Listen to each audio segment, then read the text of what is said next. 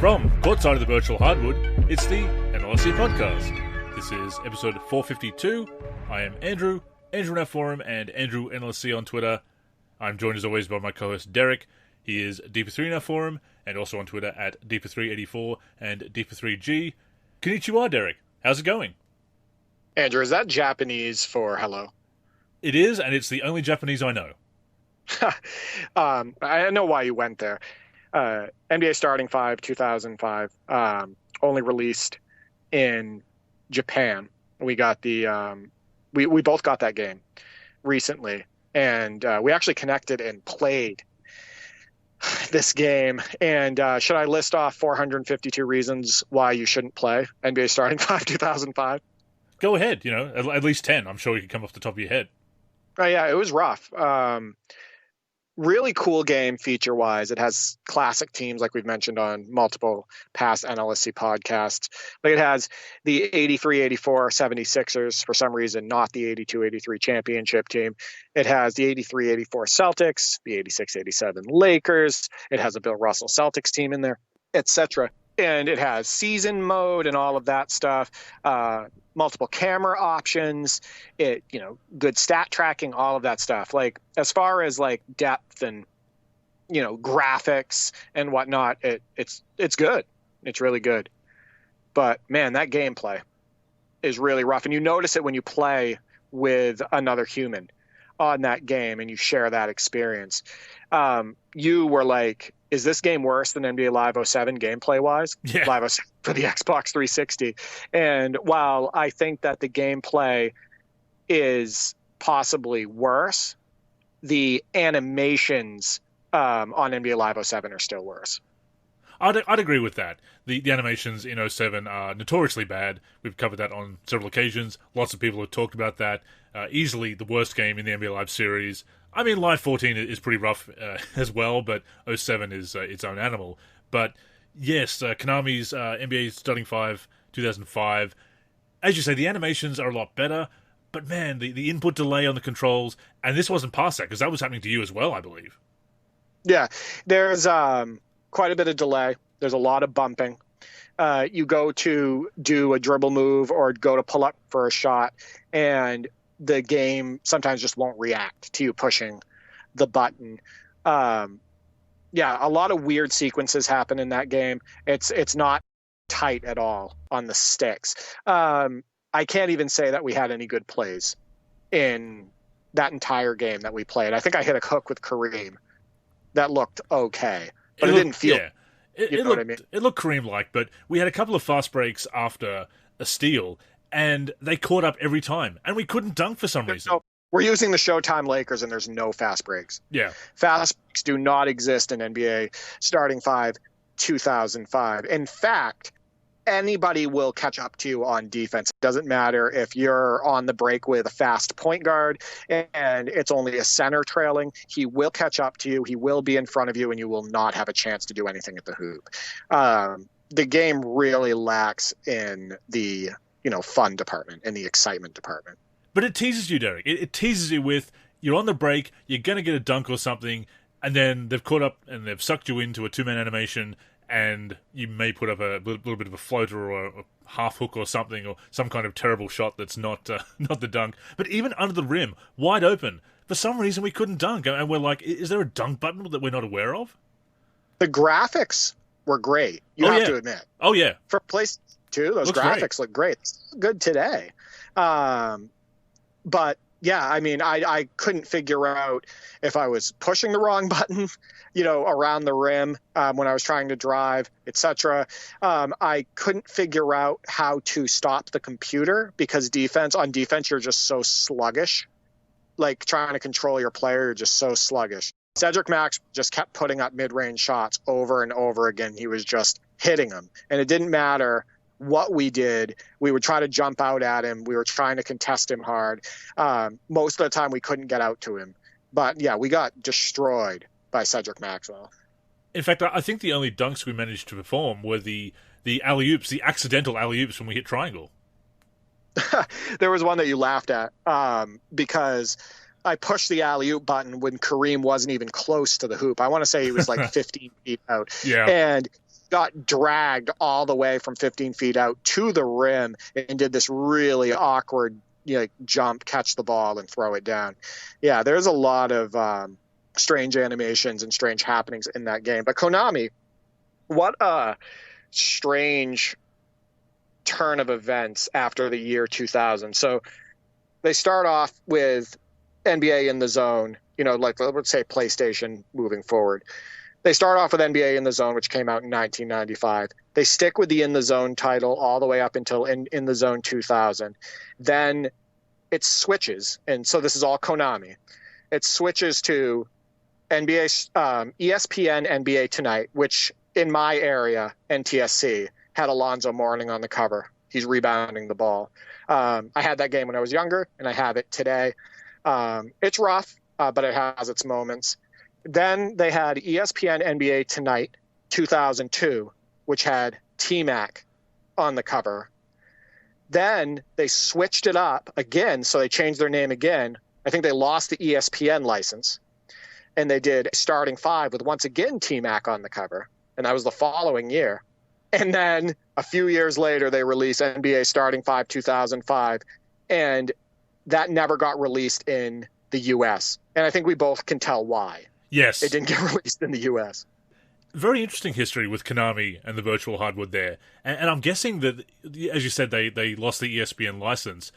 The first 2K game to have the ESPN license was 2K3. The next year they rebranded to ESPN NBA Basketball. So I'm guessing 2K snatched the license in 2002 there for 2K3, and thus forcing the rebrand for Konami series.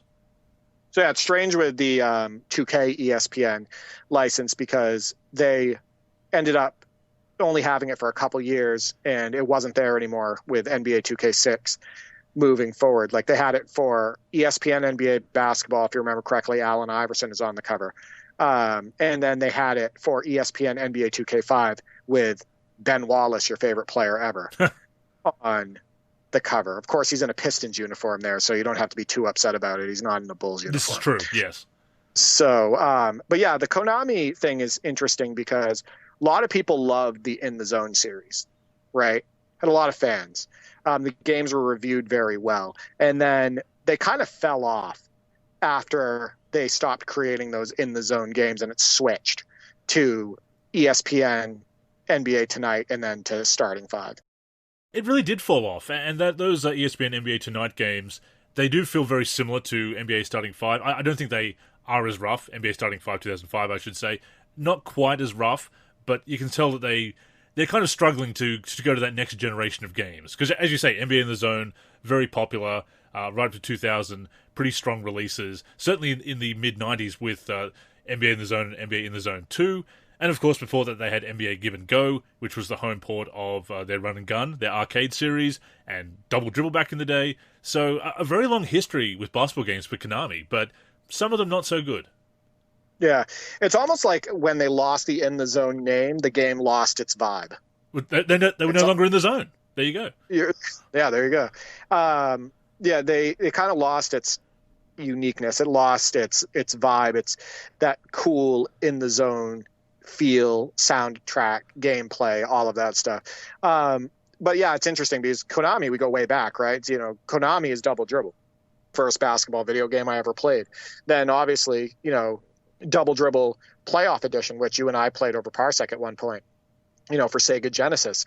They made that one, so the remake of Double Dribble. And then, like you had stated, they had NBA Give and Go, which somebody recently posted the highlights of that. That game still looks fun. And that game was a hit. So they really fell off after 2000. I think as games became more sophisticated, it was really EA and 2K that succeeded in making that more realistic style that really took advantage of the evolving tech. A lot of other companies that were sort of had that sim arcade hybrid, perhaps, which In the Zone was, at least in the early days. I think as sim gamers wanted that higher level of realism, other companies started to fall off, and it really just came down to EA and 2K doing the best with it. I will say, though, that Microsoft, you played the Inside Drive. You played NBA Inside Drive 2003 with me, and you had a blast. And I will say that those games, unfortunately, they were proprietary to Xbox. They didn't get released on the PlayStation 2 and whatnot. But I would say that those Inside Drive games, 2002, 2003, 2004, were excellent on that generation of consoles. No, that's right. I forgot about Inside Drive, and that's kind of how it goes with Inside Drive, I think. A lot of people overlook it, even hardcore virtual hoop heads. I posted a couple highlights from NBA Inside Drive 2003 today, actually, from my session with my brother last night. And one of them is, because we're using legends on the same team, like we love to do. We're playing that, we're doing that in a season. And it's David Robinson. We're against the Wizards. We're using the Celtics. David Robinson getting a rejection right at the rim, outletting the ball, and Vince Carter throwing it down after he splits two defenders. And like somebody commented, they're like, man, this game is so smooth. Because it is. It's just a super smooth game, really reactive on the sticks and fun gameplay. And I also posted another highlight that I know you appreciated. And I know you love telling jokes about Christian Laettner.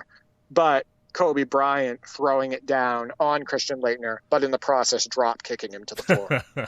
Yeah. Always funny to see animations like that. So while we didn't really enjoy our session on NBA Starting 5 2005, though we did have a few laughs at the game's expense. Oh, sure. Gameplay. Yeah. We did have a lot of fun playing NBA Live 96 using a work-in-progress roster that you're working on. And that roster is pretty close to complete, actually, because it is a minimalist project. It is a draft roster. It also uses, for players who weren't drafted, it puts them on the first team that they played with, their debut team. So that gets Avery Johnson, for example, onto the Supersonics, just so that he's not lingering around in the free agent pool or whatever. So I've got a bit creative there with it. I mentioned this project last week. We did connect and we played with it. And man, is Penny ever hard to stop in Live 96 PC? Him and Parrish. Parrish was also throwing it down on us and affecting us on defense. But, yeah, I mean, Penny was skying in from like a foot inside the free throw line. All different types of dunks, too, like two-handed dunks, one-handed dunks, cocking it back and whatnot. And we didn't really have an answer for him. However, we had our own weapon. James Donaldson, of course. No, not James Donaldson. However, I will say James Donaldson was pretty effective. He was getting a lot of steals in that fourth quarter run. Yeah. I would say that Kemp played excellent, but Dana Barros was our weapon. He started off the game slow, but he ended up having almost 30 points in that game, and he was letting it rain from the three-point line for the last three quarters of the game. And Dana Barros is one of my favorite players of all time. Obviously, he was with my Celtics for quite a bit in the 90s and whatnot. But yeah, that Sonics team, with Pippen, Kemp, James Donaldson, Dana Barros, Gary Payton, etc. That team is a lot of fun. And we were playing without fatigue, so we didn't even sub. There's quite a few players on the bench that we could have brought in that are quite strong as well. Oh, yeah. I mean, I think that's the beauty of a roster like that, right? When you're doing a fantasy type scenario of if this player had stayed with the team that originally drafted them, is you can have some pretty stacked teams. So, for example, Kobe Bryant on Charlotte. Exactly. Right? Like, that team just got 10 times better just by having Kobe Bryant on it. And so then you can have Kobe alongside Larry Johnson, alongside Alonzo Mourning, Rex Chapman. I mean, not in 96 because he's not in there by default, but if you are putting together this project, which you can do for pretty much any game, just take the players in the default roster, and with 2K, of course, you've got the all-time teams as well. You can put together an all-time teams draft roster, moving those players to the teams that drafted them, and you can get some wild and wacky lineups. I mean, the Warriors were absolutely stacked. We mentioned that last week when we were hinting at the roster. Then we played with them, or played against them rather, Sonics versus Warriors. And of course they've got Penny because of that draft day trade. Originally the Warriors selected him and the Magic selected Weber, and they were traded on draft day. But put him on there. Tim Hardaway moves to the bench. You've got Latrell Sprewell, you've got Chris Mullin there, you've got Mitch Richmond. So a very strong lineup on both sides. And all the teams are looking like that. The Kings are actually ridiculous. The amount of talent that the Kings drafted and let go is kind of wild when you look at it, just in Live 96 alone with its rosters. So Yeah, I thought that was a lot of fun to play with, and I'm really enjoying, Derek, playing with these wild and wacky fantasy rosters. Yeah, it's a lot of fun. What difference it makes in NBA Live 96 when you're playing a stacked team. I think you would agree. Oh, yeah. We've played games so many times where we play like a regular NBA team on the game, just like with either stock rosters or like, like a makeshift roster, but it's still just like a regular NBA team that existed at the time with regular players. And when you play those teams, you can, you're not getting dunked on 30 times a game. Right? They're not raining threes on you from all over the floor. They're not stuffing you at the rim as much and whatnot. But when you play using like a fantasy scenario like this, where the team that you're going against is full of stars, you really feel it in that game. And we were struggling to get stops. And you know what was really annoying, Derek? As you said, Robert Parrish throwing it down on us. Remember when he was blowing those dunks when we were playing with the Celtics with another roster? Yeah. What's up with that? Yeah. Yeah, I mean, Robert Parrish was probably our worst player. Yeah. When we were playing on the same team when he was on the Celtics, and then all of a sudden you put him in a Warriors uniform and he's throwing it down and he looks like prime Daryl Dawkins. It's ridiculous. But we did pull out that win. A lot of stops in the fourth quarter. As much as Penny was killing us, once we started getting some of those shove steals, thanks to the foul sliders being a little bit lower, otherwise with the turbo controls in Live 96, you just get way too many fouls running into opponents. But we did turn the foul sliders down. We managed to get quite a few steals in the fourth. I think as much as he dominated with 42 points, I think we ended up giving him 19 turnovers as well. So in the end, we made it. We made him work for it when it counted. Yeah, that's pretty high turnover count. 5 minute quarters too. So. Yeah, I have a question for you. So you and I have been connecting a lot lately on a variety of different games. Live 96, Live 99, Live 2000, Starting 5 2005, unfortunately. 2K8, you know what I mean? Have you been playing NBA 2K23? I've played it a couple of times, but mostly I've been playing the older games again. Telling you, we're in the same boat. It happened again. It did.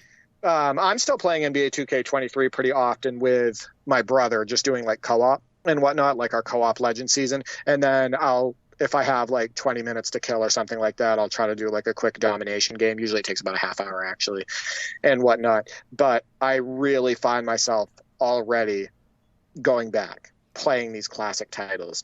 There's just something different about them. I just have so much fun revisiting them. No, I'm absolutely the same at the moment. I did connect with Kenny last night on 2K23. We played some triple threat co-op in my team. That was fun until I hit the PS5 overheat issue that seems to be happening with online in 2K23, which is funny because I'll play 2K14 for hours on end and my PS5 is fine, but it shuts down in online play in 2K23 recently. So I will be dusting out my PS5 just to make sure that it hasn't sucked in a lot of dust or something. But it's funny that only 2K23 seems to crash my PS5. A sign, Derek. Yeah, that is unfortunate. However, I got to ask, what is it? So what has you revisiting the classic games? What has you spending a little bit less time lately on NBA 2K23? Does the gameplay not grab you?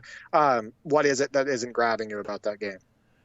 Well, there is a certain amount of nostalgia that I'm feeling at the moment. I have mentioned in recent shows that I have a 20-year high school reunion coming up in a couple of weeks, so I've been looking at that early 2000s a lot and reminiscing about that time and listening to playlists on Spotify from that era, our high school years, because you and I are the same age, Derek.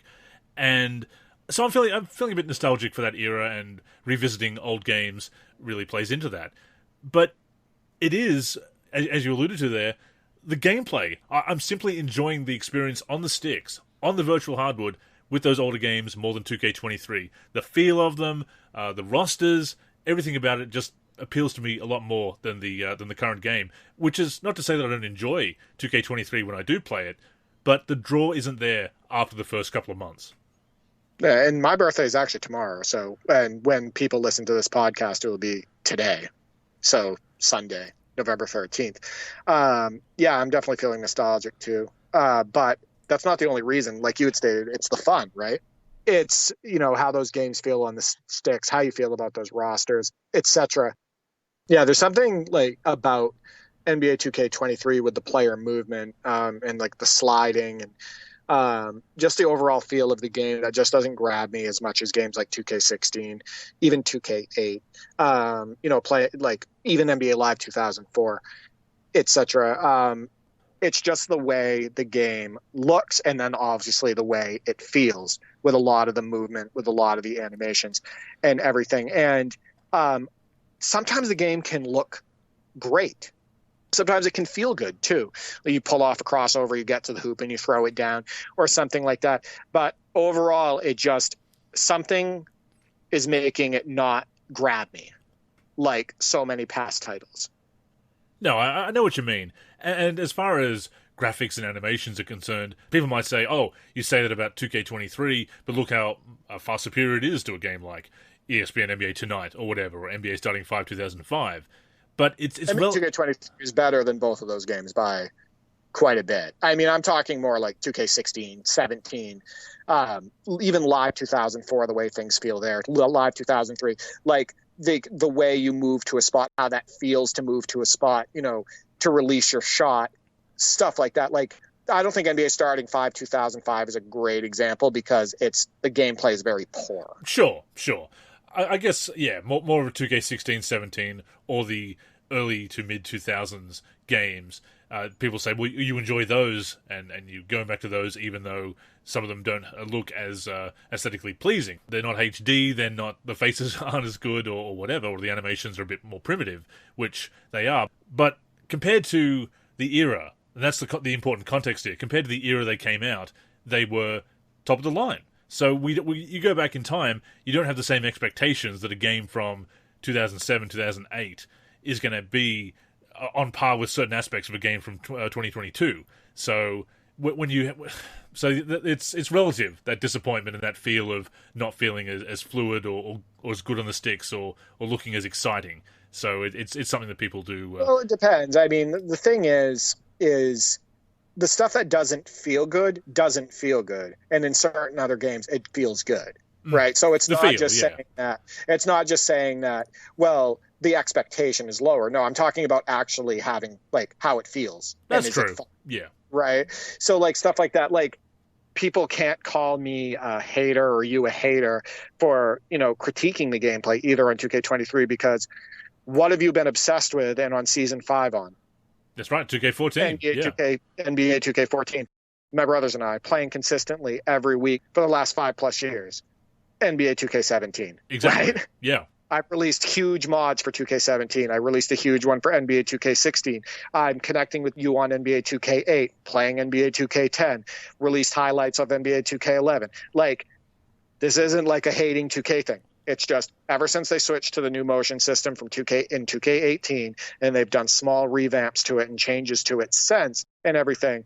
But ever since they introduced the bevy of canned animations, the constant sliding, skating on the court, more suction, all of that stuff, the games just haven't had the same appeal. So I really want them to turn it around. I'm still having fun at times with my NBA 2K23 Legend season with my brother. It's fun trying to make highlights from time to time on my team domination. I've still been playing that a bit, but the game just doesn't grab me the way so many past titles did. Yeah, that's how I feel as well. I don't hate the game. I do enjoy it when I play it. I've enjoyed it more than 2K21 and 2K22, as I've said on previous shows. I feel compelled to play it. I feel like giving it a go is the difference between 2K23 and its two immediate predecessors. So there is a difference there, but I'm not as hooked on it as other games at the moment. I played it a lot the first couple of months that it was out, but I am taking a bit of a break at the moment. I know that I'll pick it up again and continue to play it. Before we go on, a reminder that the NLSC podcast comes out every week on the NLSC, ME-live.com, as well as our YouTube channel. We're also on Spotify, Apple Podcasts, and other podcast apps. If you're listening on any of those apps, we'd greatly appreciate a review. To keep up with the show and everything we're doing with basketball gaming in general, connect with us on social media. On Twitter and Facebook, we are the NLSC. We also have an Instagram, NLSC Basketball, and on YouTube, we're youtube.com/NBA Live Series Center. Once again, visit us at nba-live.com, where in addition to the podcast, you'll also find all of our original content, as well as our forum and modding community.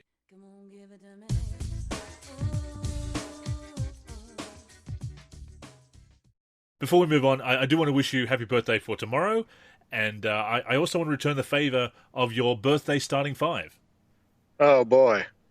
I hope it's better than yours, because I think yours was Manute Bol, Dave DeBusschere, Roger Fegley. But Dave DeBusschere's not a bad player, let's point that out.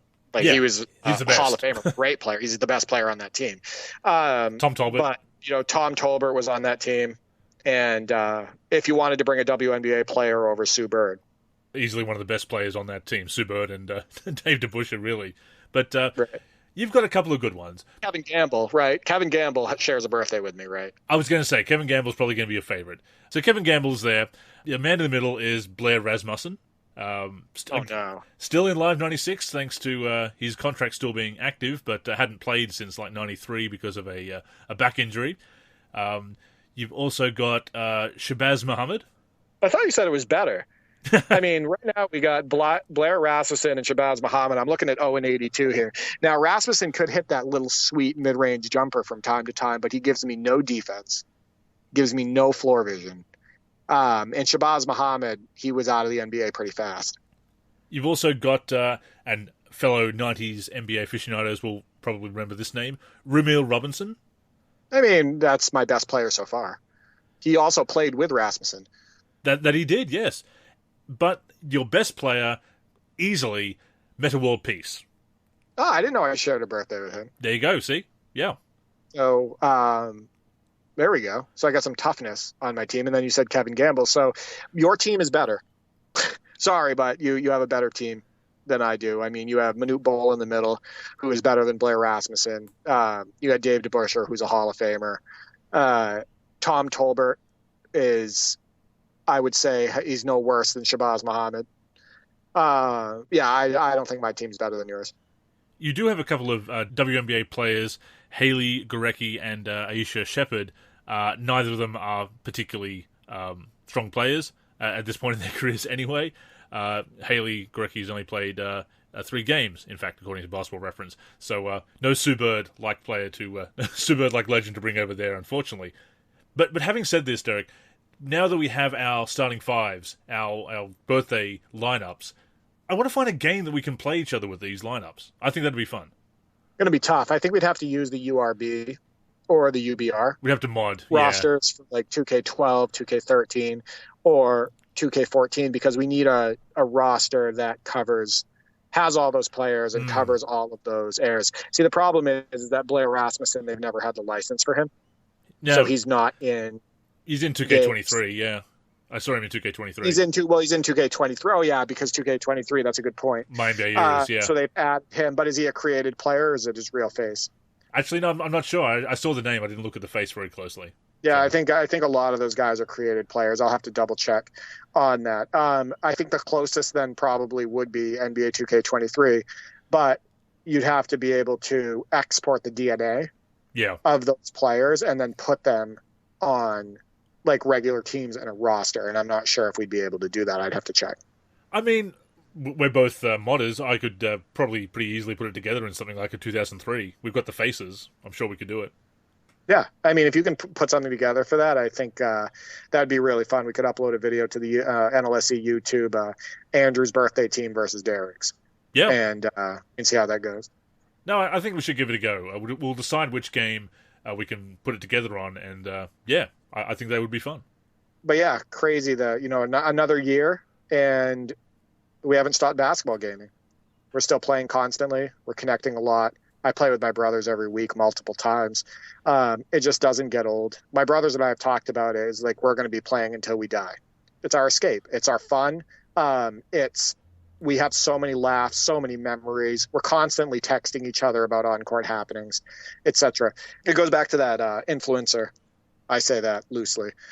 Not a positive influencer. No. But stated that people who play video games a lot or for, sometimes hours on end, that they're like it's what is it? Depression is what he said. He called it depression. So that you're depressed if you're an adult playing video games, yeah. That people are depressed. More or less, I'm sorry, but those are some of the best memories with my brothers, and we have so many laughs, a lot of smiling, a lot of taking like fun jabs at each other, texting pictures of players, gifs of players, telling stories about on-court happenings, etc. Like, I'm telling you, it's the furthest thing from depression. We love it.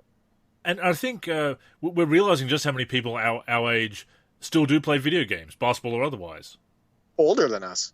Yes. By years. I mean, there's people in their 40s and 50s that have been commenting on our content, and some that I've connected with and played, classic titles and whatnot, whether it be 2K19, Live 2003, etc. I think it's awesome. It makes sense, though, because people in their 40s, they were part of the video game boom, too. Exactly. Right? They grew up with it, like we did, yeah. Yeah, they grew up with it. They shared in that excitement when video games became super popular and they became standard in people's homes and whatnot. So, yeah, that doesn't surprise me at all. So, yeah, before we get to the mailbag, I wanted to touch on two different things. One, the NLSC Top 10 Plays of the Week this week was excellent. We just had so many great highlights, huge variety, blocks, buzzer beaters, poster jams, etc. So I want to thank the community for all the great highlights they're submitting, and keep them coming because the NLSC Top 10 is going strong. However, while that is up on the NLSC YouTube, there's another video that you uploaded to that channel that's been a big hit, and that was NBA Live 2001 gameplay of Corey Benjamin versus Michael Jordan going at it one-on-one. So why don't you tell the story of why you put that together? So I was testing out my various programs to record, Bandicam, Action, etc. And after I got Live 2001 working again on PC, figured out why the controllers weren't being recognized properly, why it was recognizing my gaming keyboard and mouse as gamepads. Once I sorted out that issue, I was playing 2001 a bit and revisiting my 1996 roster, of course. And again, this is part of my whole nostalgia for that part of my life, that era of the early 2000s that I'm reflecting on with the reunion coming up. And yeah, I replayed that matchup because, of course, that's a very infamous story. MJ versus Corey Benjamin in December 99. He showed up at practice after a bit of trash talk and kind of schooled the young man on, yes, this is why I'm the GOAT. But yeah, I played that game and recorded it. I liked the way that it turned out. I've been sitting on that footage for a while, Derek, and thought, you know what? I should do something with this. Because I think I posted a clip on Twitter shortly after I played that game, and people seemed to like it. So, yeah, why not turn that into a video? And I actually got some clips from that one-on-one that had been posted on YouTube. Shout out to 23 Forever was the channel I got that from. And put that at the start and the finish of the gameplay highlights, the gameplay footage, I should say, just to add a little bit extra to it. And yeah, that was satisfying to make. I love it. Super creative. And of course, one of your first comments was from one of the Live 01 legends from their channel, because naturally you were playing NBA Live 2001.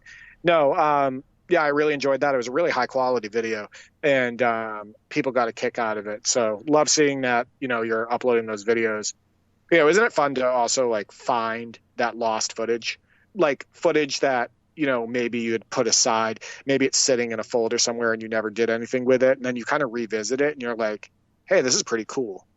You know what I mean? And then you can like repurpose it, either upload clips to Twitter or to YouTube, etc. Like for me, I have I've told you about it before. I have between 40 and 50,000 highlights saved on my computer from all of my sessions with my brothers, Parsec sessions with people, etc. Mostly with my brothers, obviously, because they're the ones I play with the most. But there's so many different games that we've played, so many different highlight reels I could make. So I need to dive into those highlights and see if I can upload anything to the NLSC YouTube. Oh, it's really fun when you can finally find a use for that footage. I mean, it's nice to have it on hand for your own enjoyment and own nostalgia and reflection, but when you can actually put it to use for some content, it really is great. Actually, one of my earliest Wayback Wednesday features, when I was doing a bit more video content for Wayback Wednesday, that I do want to get back into, more video content for Wayback Wednesday, as I used to do, one of the first videos I did was reflections on the PC version of NBA Jam Tournament Edition, and I used some footage for that I'd had sitting on the hard drive for about 3 years at that point. I recorded it when I was testing out one of the, I think probably might have been Bandicam, might have been something before that, but I recorded the footage and was just sitting on it thinking, oh, I'm going to do something with this one day. I'll make some kind of video content with this, and finally found a use for it. So that was cool. Do you have any Fraps footage? I do. Around I do have some. Fraps? I do have some Fraps footage. Yeah, that's rough. Actually, it's one I'll post it, and it's you'll get a kick out of it because it's KG on the Celtics hitting a shot that touches every part of the rim before dropping in. But it's yeah. Yeah, I went in the NLSC YouTube archive basically, looked at some of the old videos, and I swear some of those old videos were recorded with Fraps. It was back in the day. That was what people used mostly. Yeah, or I remember using a little bit. Or unregistered Bandicam for a lot of the late 2000s. But yeah, right. No, I remember recording with Fraps, but I think I've been using Marillis Action. I'm pretty sure I've been using that since 2014, and that's been just kind of a staple for my PC recording. I did feel good about sending you that 2K6 highlight and you not having to do anything with it. I felt like I cut down some of your workload there, and I felt pleased that I could do that for you. And also, it was fun to get Andrew Zelgado, people. Andrew Zelgado is up and running.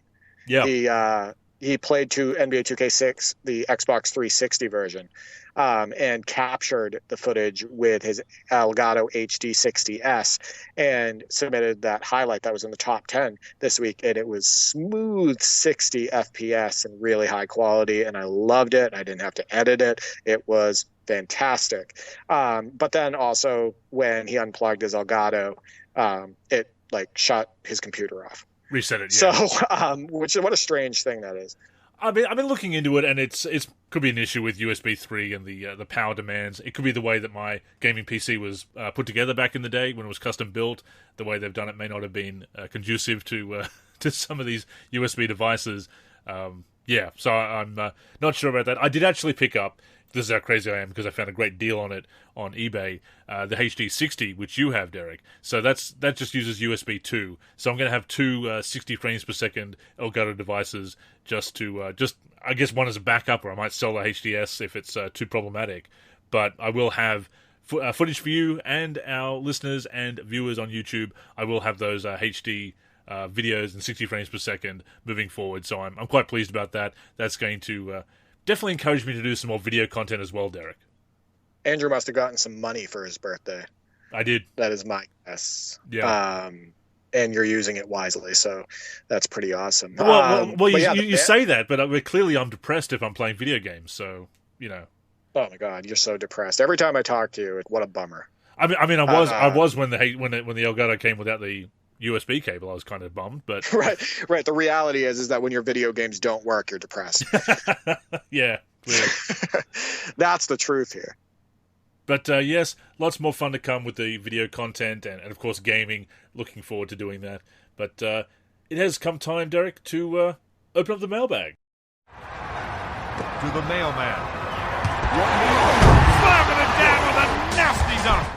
So, Andrew, I asked the community if they could name the top 7 overall players in NBA 2K10. And it's a lot harder than one may think. And before we get to the community responses, I wanted to quiz you. So these are the overalls for the top 7 players in NBA 2K10. We have 97 overall, 96 overall, 96 again, 94, 90, 89, and 89.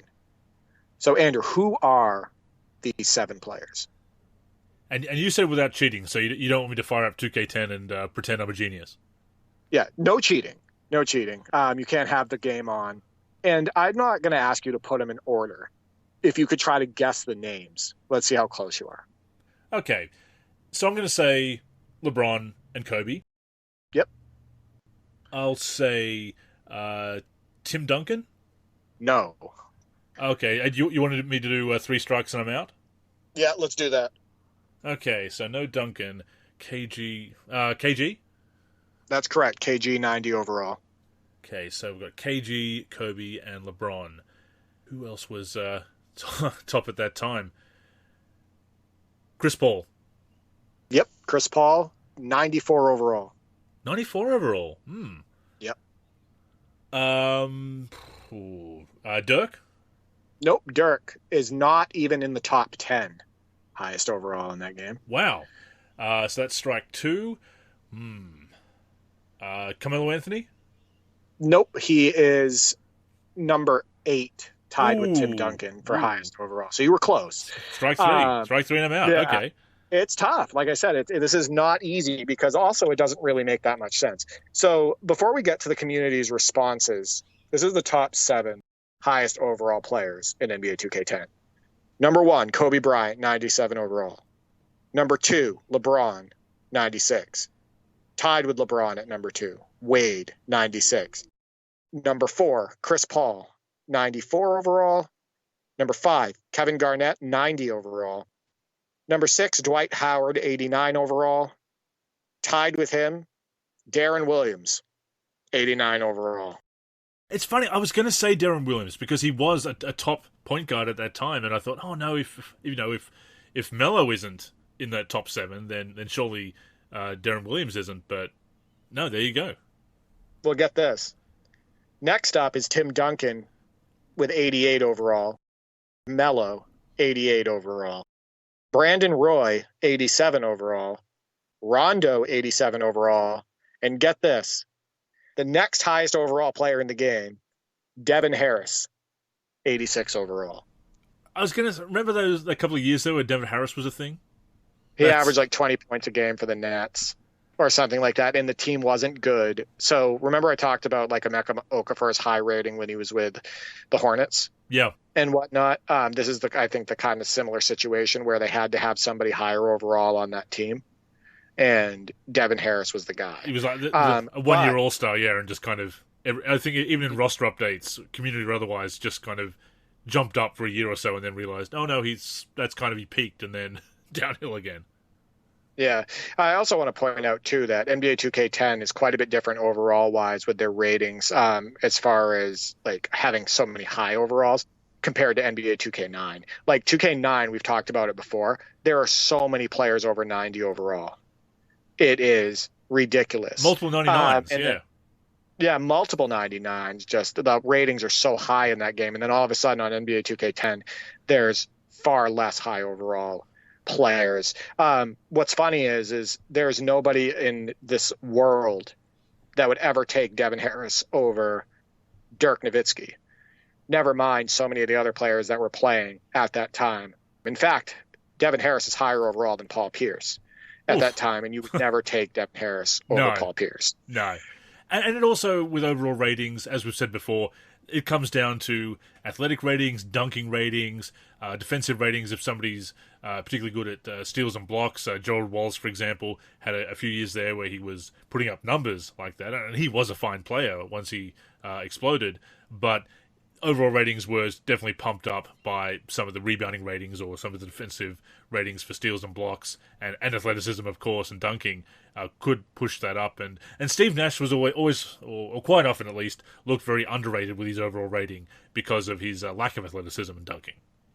Right, and I also think Dirk got hit. Yes. And that's why his overall is lower, because historically he was never looked at as a great defender, even though he's very underrated defender and rebounder in like the early mid-2000s and whatnot. People don't give him enough credit for that. Games didn't give him credit for it either. But he was also not looked at as super athletic either. So like that kind of hurt his overall. But yeah, I don't agree with the order that's in, but hey, Dwight Howard makes sense up there. He was so big in the NBA at that time. In fact, he was the NBA Live 10 cover athlete. So the same year that NBA 2K10 came out. Darren Williams, a lot of people were actually comparing him on the same level as Chris Paul. Some people were actually saying that he was better than Chris Paul around that time. So I guess that makes sense for him to be up there and whatnot. KG at 90 overall. He was starting to go down a little bit, but he was still, still pretty dominant, still KG. So I guess that makes sense. But yeah, I don't agree with all of it, but some of them do make sense. So those were my picks. I struck out, as you can, as you heard, but our community also gave their guesses as well. And One Kidney Kenny at One Kidney Kenny, Stildo33 in our forum, of course, our friend Stildo. This is hard, but a few are obvious in no particular order: Kobe, LeBron, Duncan, Melo, Wade, and KG. So Ken got a few of them there. Yeah, Melo was the only one that he named that wasn't in there, but the other ones were fairly obvious. At Sluggy Sports, David, of course, I think top three is Kobe, Bron, and Dwight Howard. 2 out of 3 there. Close. Dwight Howard, the top three actually is Kobe, Wade, and LeBron. Funny enough, the next year, LeBron and Wade team up and whatnot. But yeah, I mean, he got the Dwight Howard because Dwight Howard was in the top 7. Do you think, we've talked about politics before with overall ratings and touched on it again just a moment ago, but do you think they did reduce Dwight Howard's rating because he was the Live 10 cover player? The opposite? I always wondered stuff like that because, they dunk on each other like in the games, like previews and whatnot when they do like the trailers and everything. Like they'll have them like dunking on the other player, on the other company's cover athlete, etc. I mean, it's possible, but, that's we will never know. Because nobody's going to come out and say that. I'm always reminded of the Live 08 previews that showed Chris Paul after the 2K8 initial Chris Paul screenshots weren't particularly impressive. They Live came out with a bit of a below-the-belt shot with their screenshots of Chris Paul. Yeah, unfortunately, NBA 2K8 was just a better game than Live 08 by a lot. So 2K ended up winning at the end of the day in that one. Next up is at iMasonKOG on Twitter. I know Kobe was the 97 and Bron and Wade were 96. CP3, Duncan, Dwight, KG. There you go. So he got, all people that were in the top 7. He missed Darren Williams, but yeah, good job by him. And Duncan, of course, just outside the top 7. Oh yeah, exactly. And then Duncan, obviously 88 overall, so outside the top 7. At HoodiePap14, Kobe, Dirk, Duncan, Bron, Melo, Wade, and CP3. So a few correct ones there, and again, ones that you would think would be in the top 7, but weren't. I would have put Dirk ahead of Darren Williams. Sorry, at the time. And Melo. Yeah, I don't know. Melo. I know Melo was. They were fresh off of their trip to the Western Conference Finals, where they lost to the Lakers. So yeah, it's surprising that Melo wasn't a little bit higher overall in that game. Next up, Tony Styles Jr. at Tony Styles 24. Kobe, LeBron, Wade, Paul, Howard, KG, and Darren Williams. He was the only one to get it right. Good job, Tony. Hats off. Yeah, he got all of them right, so good job. Next we have Patrick J. Maloney at P. Maloney 1520. LeBron, Kobe, Wade, Howard, CP3, KG, and Melo. And again, Melo seems like the right choice to make. But apart from that, spot on. No, that was really good. Yeah, Melo, surprising to a lot of people probably. I'm going to have to do this again with another game. Maybe, I don't know, 2K8 or Live 08 or something like that. I'll probably choose a live game next time. And maybe I'll choose a game where Melo is actually in the top 7 or top 5. It's funny how we remember these things, isn't it? Like, I always remember that Darius Miles is 87 overall in Live 2003. Yeah, I mean, he is ridiculous in Live 2003. You can dunk with him from anywhere, and he's super fast, and he can put the ball on the floor and whatnot. It's always funny, like Darius Miles, guys like Darius Miles and Alonzo G and whatnot in Lives and in 2Ks could just be so much better than they were in real life, just based off of their athleticism, right? Their ability to throw it down, and then their overrated dribble ratings and whatnot. It's unfortunate that those games were like that, but we also created a lot of video game legends that way. Actually, speaking of Miles, remember that game of 2001 we played where I just couldn't dunk with him? That was crazy. Yeah, but you hit a 3 with him. Yeah, go figure. You hit a couple of 3s with him. Yeah, so it was like the reverse of what he really was good at. And finally, we have a response from Little Rascal Mike at MC_386. He mentions that he put a lot of time into the game, and his guesses were LeBron, Kobe, Durant, Wade, Derrick Rose, Dwight Howard, and Carmelo Anthony. Might have the right people, but wrong order. Got a few of them right. He's a little bit early with Rose and Durant there. Mm. A little bit early. Maybe he was thinking of a more recent NBA 2K and whatnot, because Rose hadn't had his MVP year yet. And then obviously Durant hadn't had the success that he ended up having later on. But he definitely got a few of them right.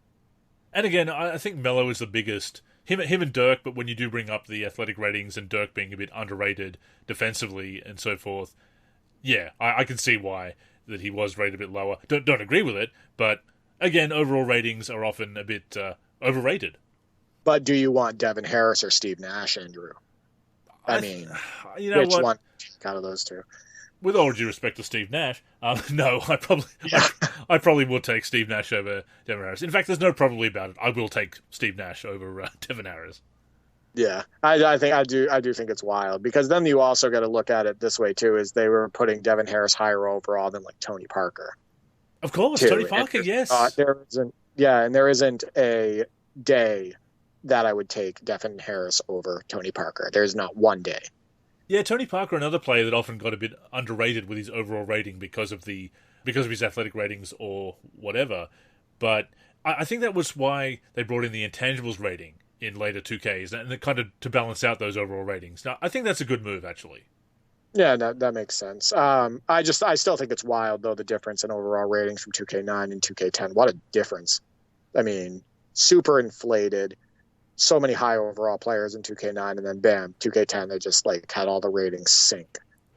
It's funny because 2K9, they talked about, that was the year they brought in living rosters and collaborating with stats.com and everything to have the best, most in-depth ratings, and they're talking about how the new NBA 2K Insider was poring over the spreadsheets and the stats to get the best ratings ever, and it may have some of the worst or craziest ratings ever in that game. 100%. But thank you to the community for playing that game, and thank you as always, Derek, for coming up with with these games and questions. I love to. I want to do more of that moving forward. It's fun to be quizzed. We did the quiz last week on the cover players, and yeah, I'm up for that. Yeah, and you did pretty well. I mean, it's tough. I mean, how many people are going to guess Darren Williams? Tony Styles was the only one. It came to mind, but I thought no, surely not. But yeah surely yes. I'll think. And I think what I'll do is I'll probably put out another mailbag next week, a live game this time, and see how many people can guess that.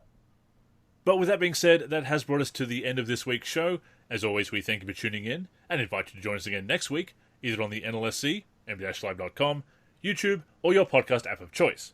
In the meantime, please connect with us on social media. That's where you can get in touch with us, and of course, stay up to date with all of our content. So Derek, go ahead and plug those handles. Yeah, you can find me on Twitter, where I'm the most active, at D4Free84 and at D4Free-G. I'm also on the NLSC, D4Free, and on YouTube, D4Free. I am Andrew in the forum and Andrew NLSC on Twitter. The NLSC is on Twitter and Facebook at the NLSC.